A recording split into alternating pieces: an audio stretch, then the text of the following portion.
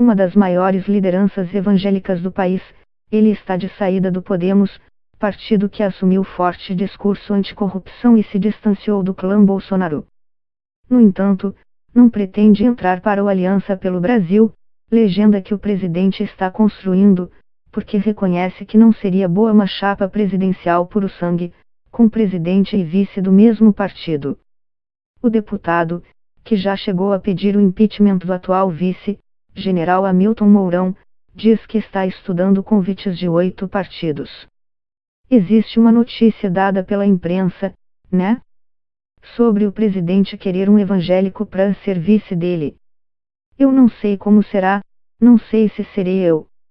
Então, tem que ser feito um estudo, porque se eu estiver no mesmo partido, uma chapa pura talvez não seja tão interessante, afirma.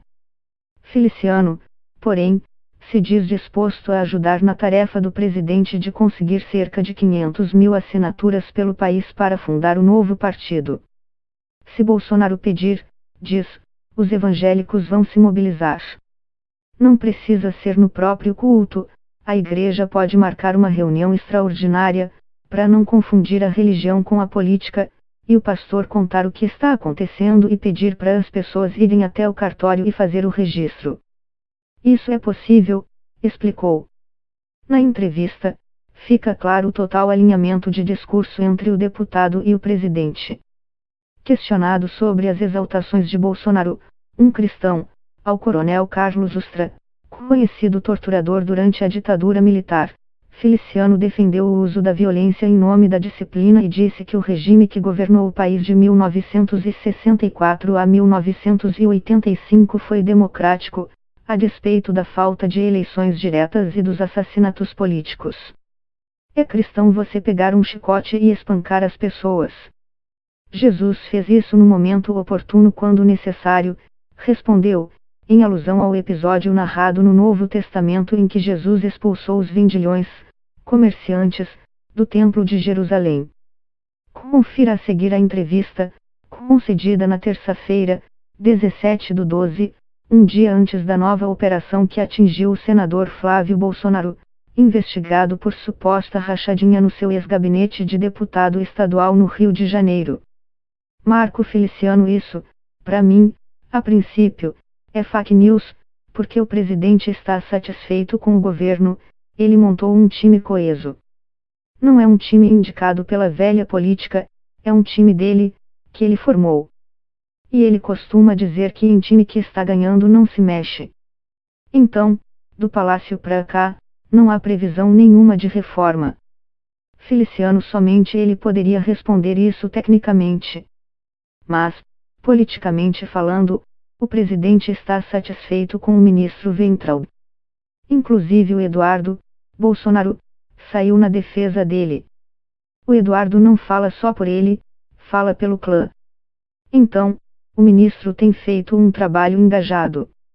O MEC, Ministério da Educação, para nós é um ministério muito importante, o mais aparelhado de todos. O que ocorreu no Brasil foi uma revolução cultural. A esquerda conseguiu dominar o nosso país através da cultura, e tudo isso passa por aquele órgão lá. Ali, para nós, é o grande centro nevrálgico do governo. Então, era preciso ter colocado ali um nome como o Abrão, prefiro chamar ele pelo primeiro nome, o Abrão, porque ele é uma pessoa coesa, é uma pessoa que suporta pancada, que não leva desaforo para casa, né? Ele é bem o espírito do meu presidente. Feliciano, nos últimos 20 anos, a esquerda fez isso com a gente e ninguém questionou a esquerda. Eu apanhei no meio da rua pela esquerda. Minha esposa, filhas pequenas apanharam da esquerda, de movimentos sociais como o movimento LGBT e outros mais. A imprensa não questionou a esquerda. Porque nos questionam. Ou seja, a polarização veio aí e não é passageira, veio para ficar. Espere isso pelos próximos 20 anos, porque a mídia social deu voz e vez a um grupo de pessoas que não podiam falar. Então, pelos próximos 20 anos haverá sempre esse entrave porque as pessoas hoje conseguem falar o que pensam. E nós vamos compartilhar essa guerra, espero que ela não vá para as vias de fato. Mas, vamos olhar por um outro lado. Um ano de governo e não se ouve falar em corrupção e a grande imprensa não fala nada sobre isso. Os outros governos, de esquerda, anteriores, era corrupção em cima de corrupção. Então, existe uma perseguição contra o governo do presidente Jair Bolsonaro, pelo establishment, porque ele não fala a linguagem daqueles que apontaram que ele não venceria nas eleições, nas urnas, e ele venceu. Está todo mundo aí perturbado, até hoje, tentando entender o que aconteceu.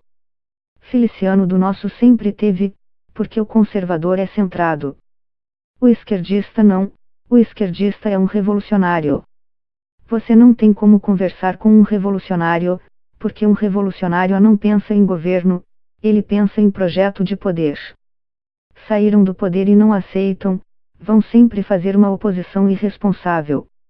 Agora, quando o conservador entra, ele entra para arrumar. E para arrumar é esse embate. A esquerda não quer largar o osso. Só que a esquerda está desfacelada no Brasil. E esse não é um fenômeno que acontece só aqui, acontece em toda a América. Porque a esquerda perdeu o poder? Porque, em todos os países onde a esquerda governou, ela empobreceu a sua população, ela deixou o povo em estado de miserabilidade, ela colocou guerra na população, ela colocou brancos contra negros, gays contra héteros, ateus contra religiosos. Ela conseguiu criar esse ódio que você tanto fala, eles plantaram isso. O que a gente faz como direita é apenas nos defender e trabalhar, trabalhar e trabalhar. Feliciano, eu disse que o conservador ele é mais ético.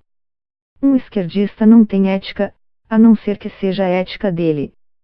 Um esquerdista, por exemplo, ele diz que defende minorias, defende negros. Mas nós temos aqui o deputado Hélio Negão, também chamado de Hélio Lopes, Hélio Bolsonaro, que no Dia da Consciência Negra foi fazer um discurso e o movimento negro social de esquerda chamou ele de capitão do mato, de negro de alma branca. E aí? Nós temos aí homossexuais. Nós temos uma hoje que está na imprensa, Carol Heller.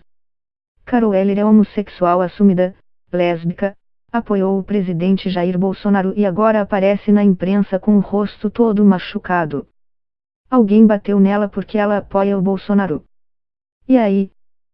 Só que ninguém da esquerda foi defender ela, porque ela pertence a uma minoria, aliás, ela é minoria da minoria.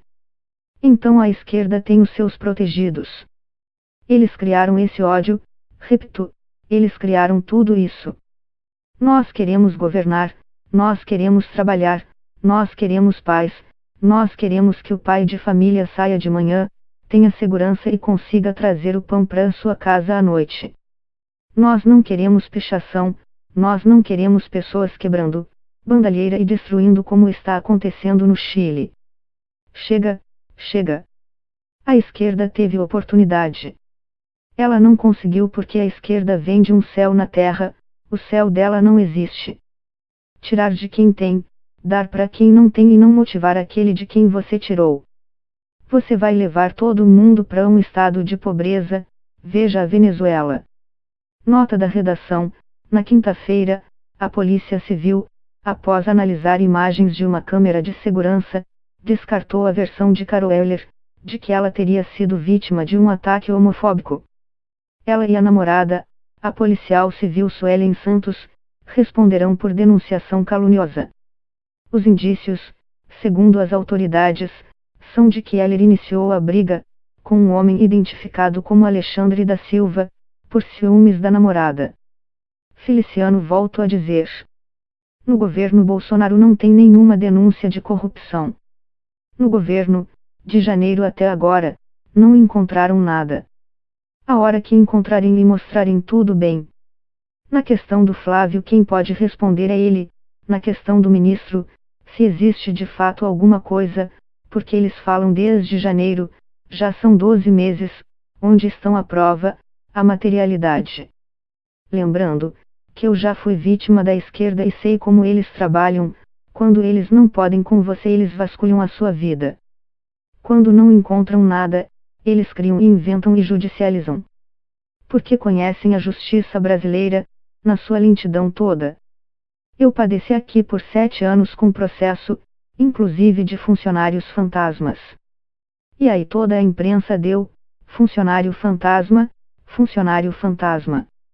Inclusive, essa semana que passou, fui expulso do partido, o Podemos, por me ver perto do presidente, e o próprio partido não teve argumentação, trouxeram o assunto de novo de funcionários fantasmas. Tudo devidamente investigado pela Polícia Federal, pelo Ministério Público e arquivado não por falta de provas, mas por falta de fatos. E a imprensa também não divulga. Então, é uma guerra política. Feliciano, eu espero, não tem mais clima? A Executiva Nacional me chamou pedindo desculpa, disseram que a pessoa lá de São Paulo, inclusive pediu afastamento, porque houve uma briga, foi uma coisa pessoal. A pessoa que assinou essa documentação e entregou para a imprensa vai ser processada, é o Mário Covas Neto, tio do prefeito da cidade, que é candidato à reeleição.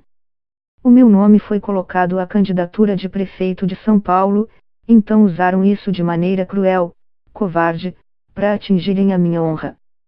Todos serão devidamente processados. Feliciano, olha, eu acho que eles acabaram criando um monstrinho, porque saiu a notícia às 14 horas da tarde. Às 14 horas e 2 minutos eu recebi a ligação, uma após a outra, das 14 horas e 2 minutos até às 16 horas, de pelo menos uns 8 líderes de partidos grandes que querem a minha filiação, inclusive que querem que eu saia candidato a prefeito pela cidade de São Paulo. Então, o tiro foi dado no pé. Feliciano, eu não conversei com ele sobre isso, até porque a gente não sabe como vai ficar configurado a eleição para daqui a 2022. Existe uma notícia dada pela imprensa, né? Sobre o presidente querer um evangélico para ser vice dele. Então eu não sei como será, não sei se serei eu. Então tem que ser feito um estudo, porque se eu estiver no mesmo partido, uma chapa pura talvez não seja tão interessante. Talvez seja interessante um partido de cá e o outro de lá estar juntos por conta de tempo de televisão e outras coisas mais.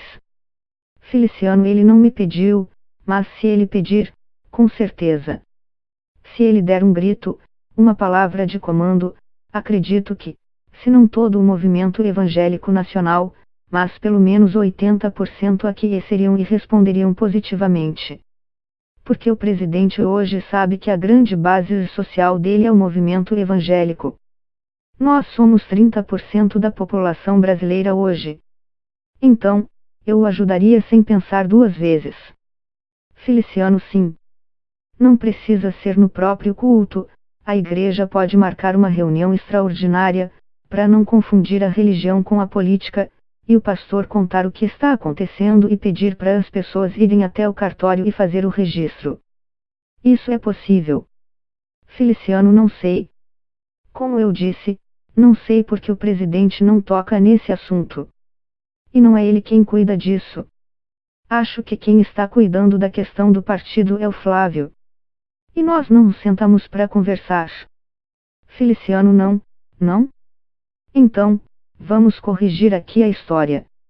Eu também aprendi como você, na escola de esquerda, que nós tivemos uma ditadura no nosso país.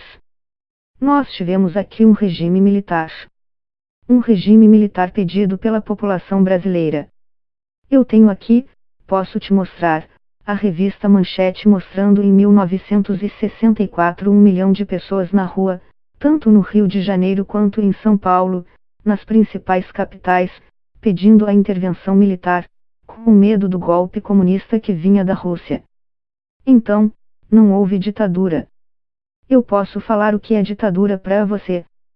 Ditadura comunista soviética, na China, no Chile, aqui, na América do Sul. E todas elas mataram milhões de pessoas, quase 100 milhões de pessoas assassinadas na ditadura.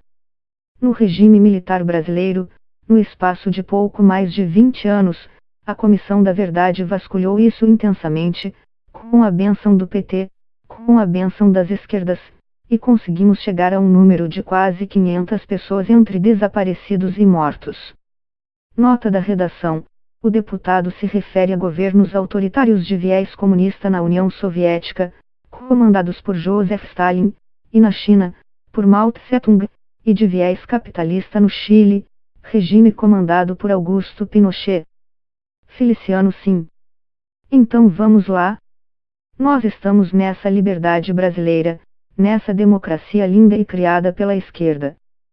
63 mil assassinatos por ano. Feliciano: não. Isso é uma ditadura, isso é uma ditadura branca. Isso é uma ditadura que vem de um partido que dividiu o povo, que não cuidou de uma segurança, que saqueou os cofres públicos, que roubou e quebrou a nossa nação e jogou o povo na bandalheira da pobreza. A pobreza atrai a miséria e a miséria atrai a violência.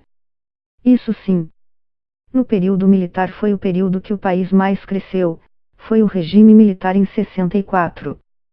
Não houve armamento na rua pedindo para as pessoas: nós estamos tomando o Congresso Nacional, não foi isso. Então, a história tem que ser contada de maneira certa.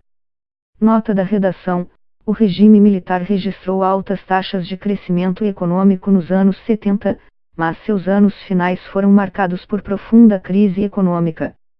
Os anos 80 foram conhecidos como década perdida. Feliciano: vou repetir. Não houve ditadura militar no Brasil. Houve uma intervenção militar e existem casos pontuais.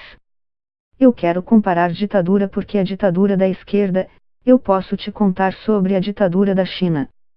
Mao matou mais de 60 milhões. Posso te falar da ditadura soviética, que foram mais de 40 milhões. Isso